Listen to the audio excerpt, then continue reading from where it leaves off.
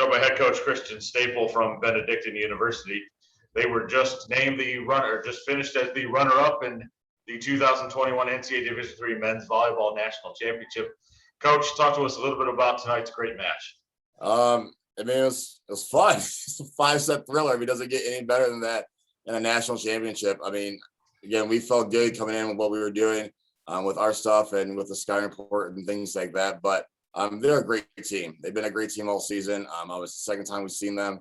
Got a lot closer this time though, and pushing the 5, which no one's done all year. So it was just fantastic job. So proud of my guys. Obviously, we don't like the color silver, but I'm really proud of the effort that they put together this year, and it's been phenomenal.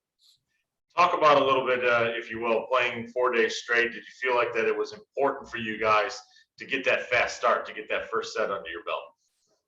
Yeah, absolutely. I mean, anytime you can win the first set, it definitely puts you in a good position to continue the rest of the match. But after the first set, we knew it wasn't going to be easy. We knew they were going to respond. They knew they were going to battle back, and obviously they did that. But for us, it was a long term, and we played more matches here in Salem than anybody else did. So it's just, again, war of attrition, 2 5-setters the last 2 nights. I mean, I'm just so proud of the way that I responded and how they played the entire time. Got Rob, I've got Evan with me. They've got questions for you. Yeah, I like to joke that Brigo took about 750 swings between matches and practices this week, and he finally started warming up tonight. Talk about his offensive impact and what he did in the finals tonight. Well, his family, as soon as they found out we were going to the championship, they drove 10 hours through the night to get here.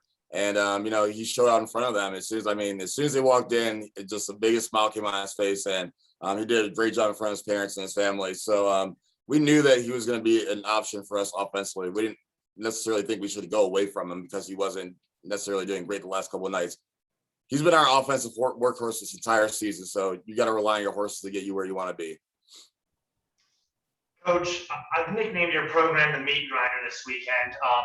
You guys just muck up every match with your defense. There is not an easy point given up by you at any time all weekend long.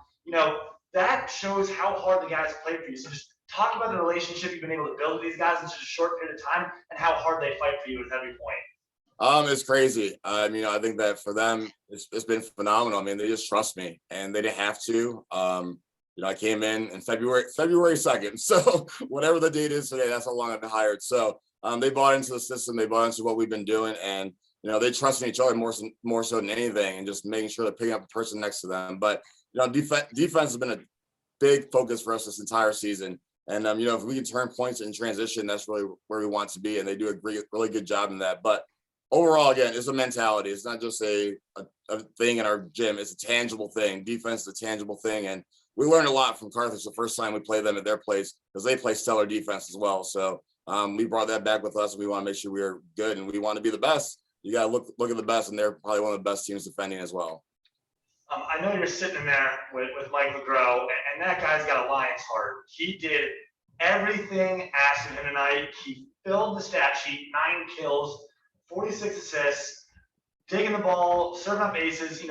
What does it mean when you have a setter who can just will your team so close to the ultimate prize? Yeah, no, it really just starts and ends with Mike. Mike is one of our captains this year. He wasn't a captain before. I got here and I felt that he needed to be a captain because he leads this team by his work ethic, by, his goofiness, by, just how hard he works in the gym, and also just his personality. But he is a huge part of our offense. To have a setter that can go off for 9 kills, I mean, it just only helps. And, really balance the offensive distribution. He did a great job of learning the system once we got here and just kind of finding our guys the best way we possibly could. So nothing but proud of him. I've known Mike since he was 16 years old. So we've had a really long relationship now, and to be here for his last season of college has been really special. You've got Tim in there with you. Tim, go ahead and ask a couple questions of Coach. Can you point to any one thing that was the difference in this one? Let me look at this stat sheet here. I think that, for us, I think we balanced the serve and pass game a little bit better than the first time we played them. That was a big focus for us, but overall they produced 6 more kills than us. And then, that's really what it came down to. I think 6-11 in the 5th set. I mean, 11 kills, 0 errors. I mean, what can you really do about that? But, they just battled. And I think that, it was back and forth. It was just a drag out war. And, you know, again, they have the championship experience. They've been here before. We necessarily haven't been here before. And I think that, you know, we came in and showed out that we actually belong here when people didn't believe that we belonged here. Apparently we were bracket busters this entire week. Raymond, thank you. Appreciate that. We're good now. So, but we made it to the end and we proved a lot of people wrong. And that's something we talked about all year. What's the biggest thing you take away from this first season? You got to give more. You can always give more. And, you know, if you give a little bit more and you think it's enough, it's not enough. If you give the most, then, you know, we'll be in a good spot. So we'll be back here. This group will be back here. I'm not concerned about that. But we learned from this, you know, we'll have a championship experience moving forward, and hopefully that will help us a lot moving forward. Yeah, Coach, a couple more things here to finish up with you. You've talked a couple times about your friendship with JW on the other side, and completely understanding that you wanted that big trophy yourself and whatnot. But is there any part of you that can be proud of your friend over there on the other side? I'm glad it was one of us. You know, we talked about it before the match. Between JW and I, we have 2 years and about 3 months of head coaching experience.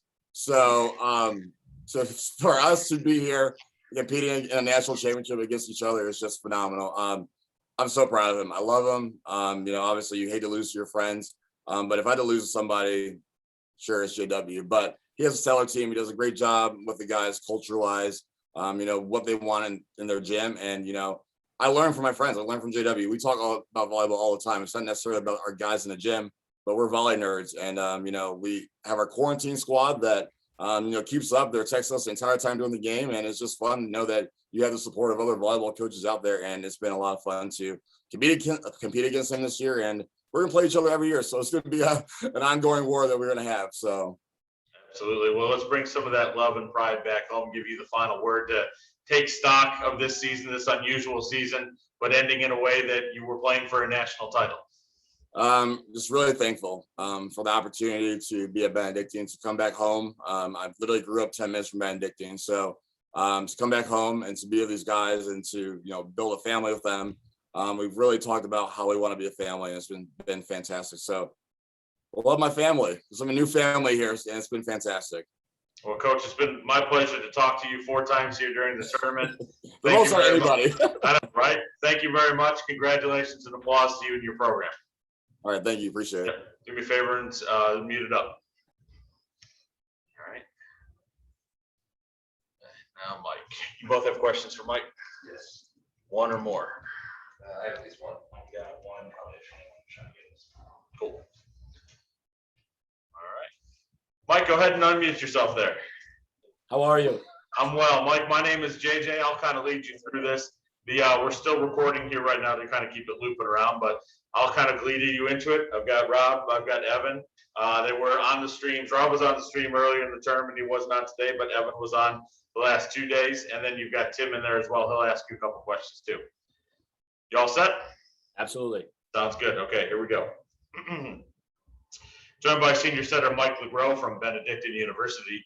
They just finished as the national runner-up in the 2021 NCAA Division III Men's Volleyball Championship at Salem, Virginia.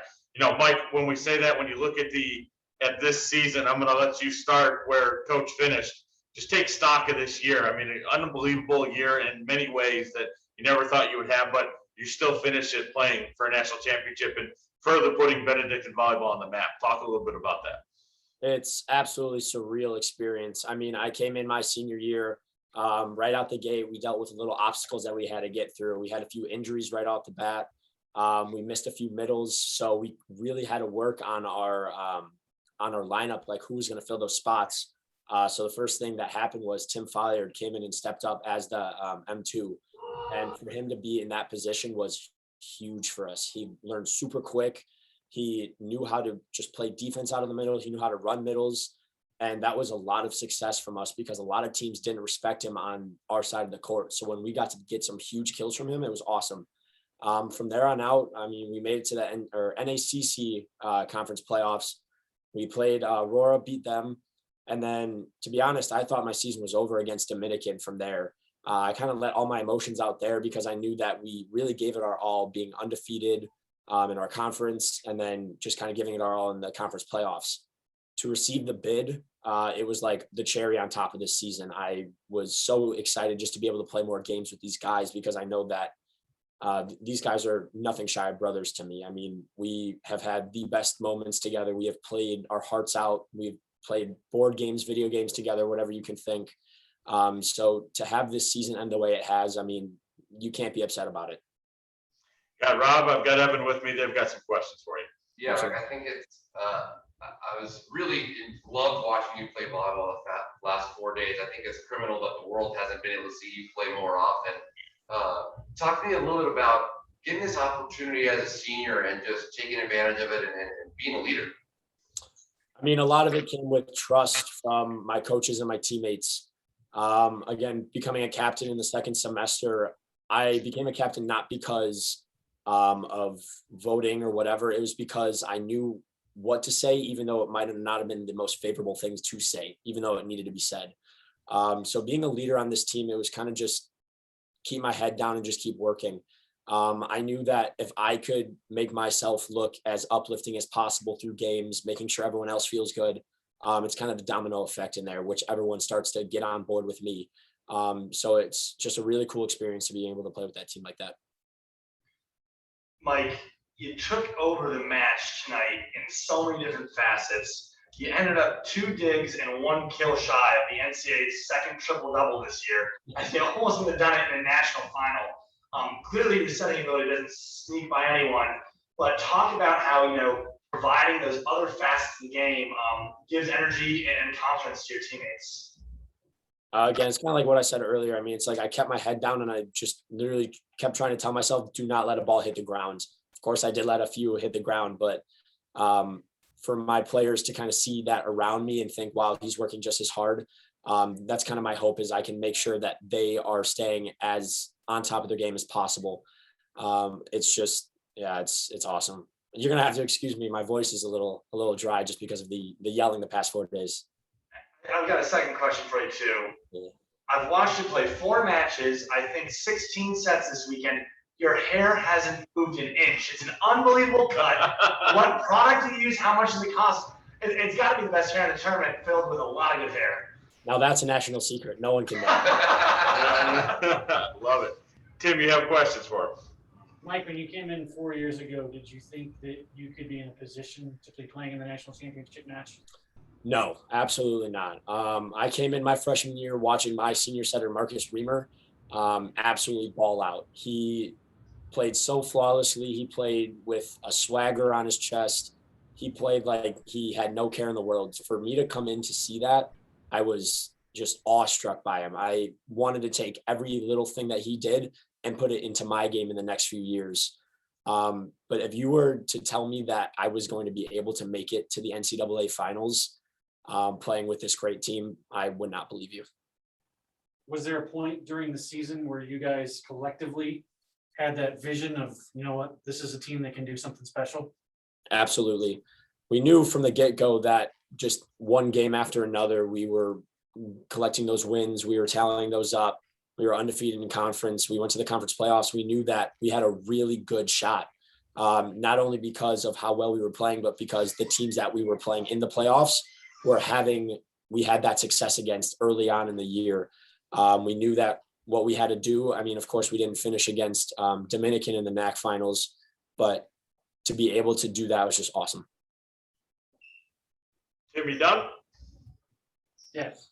Very good. Well, Mike, congratulations on being the runner-up here in 2021. And as the guy who was calling the stats on the other side, a little nod, I could have gotten you those 2 extra digs. You'd have had to take care of the kill, but I couldn't do anything that for you. But congratulations on a fine season, man. I appreciate that. Thank you so much. Absolutely. And